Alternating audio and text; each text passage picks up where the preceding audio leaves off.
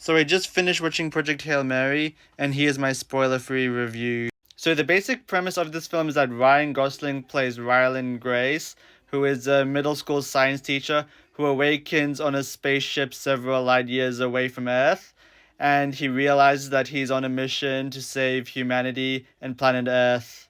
So in case you didn't know, this film is based off the novel of the same name by author Andy Weir, and Andy Weir also wrote the novel of The Martian, which the film is based on. And the screenwriter for The Martian, Drew Goddard, also wrote the script for Project Hail Mary.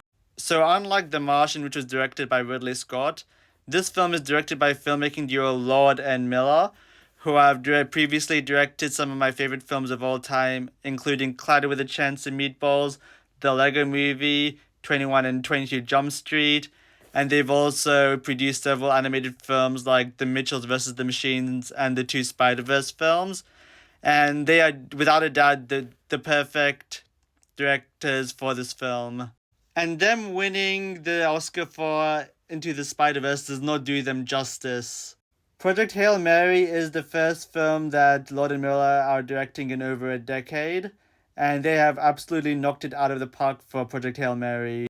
Just like the novel, this film also includes a lot of science, and on one hand, it is not overly complicated to the point where we can't understand or appreciate the film, and on the other hand, this film's science doesn't dumb it down for the audience or oversimplify or trivialize it.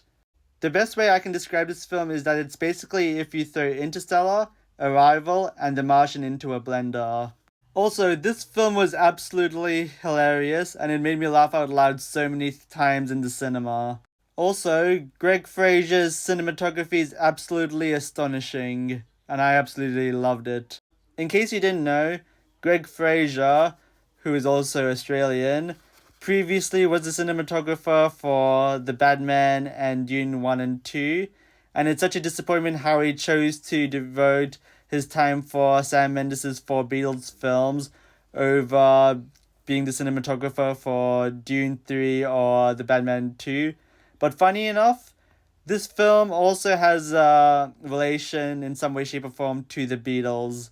The film primarily focuses on Ryland Grace trying to save humanity whilst he's in space, but it does flash back to when he was on Earth and how he got enlisted for this mission.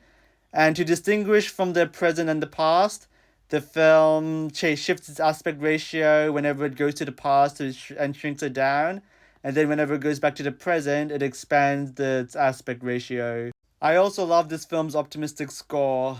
Also, Ryan Gosling as Ryland Grace is absolutely perfect casting. In the film, Ryan Gosling's character meets the alien Rocky, and Rocky's species is perhaps the most scientifically plausible extraterrestrial life ever depicted in any film, novel, show, or video game. Also, Rocky has been perfectly brought from the novel to live action by combining puppetry from a 17th century Japanese method called bunraku, animatronics for scenes where puppeteers couldn't follow, and CGI for more complicated shots. Honestly, I personally believe that the standard should be that by default, use practical effects when making movies, and then you only use CGI to polish things up and do things that you otherwise couldn't do with practical effects. Overall, I give this film a solid 10 out of 10 and it's simply perfect. Definitely watch in the biggest screen you can. It's going to be one of the best films of 2026.